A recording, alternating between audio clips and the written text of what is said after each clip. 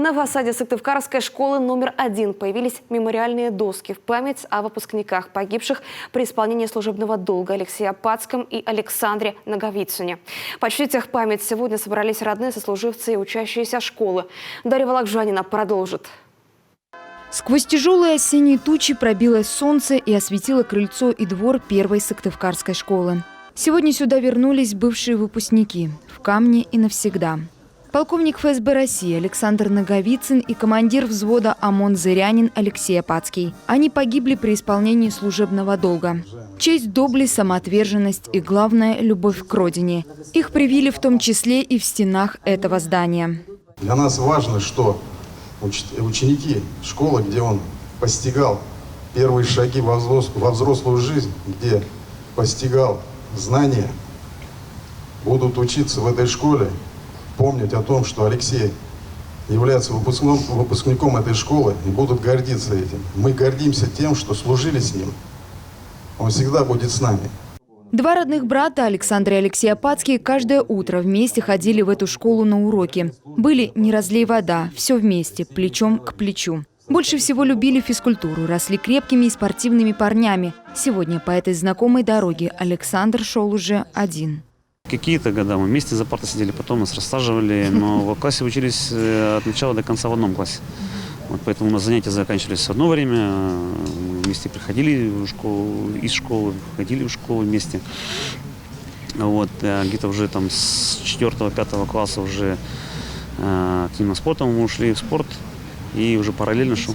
Алексей Леха у нас был по спортивному ориентированию. Очень вот именно в школьные годы спортивным ориентированием занимался. Причем так на ведущих ролях в республике был. На соревнования постоянно выезжал там.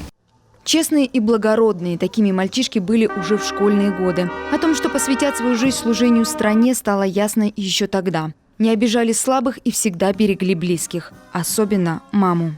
Они меня всегда скрывали, я ничего никогда не знала. Не знала, что он пошел, он был в Чечне. Это вообще не сказали соседи, они еще скрытно. Я говорю, а где Алексей? Мам, он на море поехал, оказывается, он в Чечне. Я это даже не знала, я чуть с ума тогда не сошла. А потом уже начала понимать военная служба. Но я никогда не зацикливала, что что-то случится с ним, что что-то случится, беда, никогда. Я всегда все хорошо, сын вернется, все хорошо, другой сын вернется. Вот этим я жила.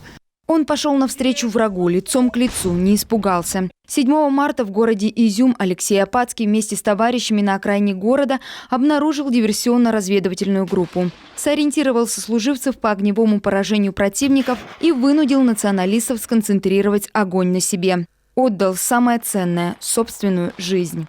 Посмертно награжден орденом мужества. Они добродушные, они слабых никогда не обижали, хоть сколько там было. Шли они друг к другу, пусть между собой что-то у них, между собой, но кого-то, чтобы обидеть, да особенно слабых, никогда такого не было. Никогда. Может, и я тоже была немножко горяча мама. Они росли сами, вот как плечо к плечу, вот так держались, и они шли опорой. Тот падал, поднимал, бежал один. Этот упал, бежал второй. Вторая памятная доска в память о полковнике ФСБ России Александре Наговицыне. Он погиб в 2008 году в ходе контртеррористической операции на Кавказе. За мужество, отвагу и самоотверженность, проявленные при исполнении воинского долга, Александр Наговицын был посмертно награжден орденом мужества. Дарья Вологжанина, Иван Богомолов, телеканал Юрган.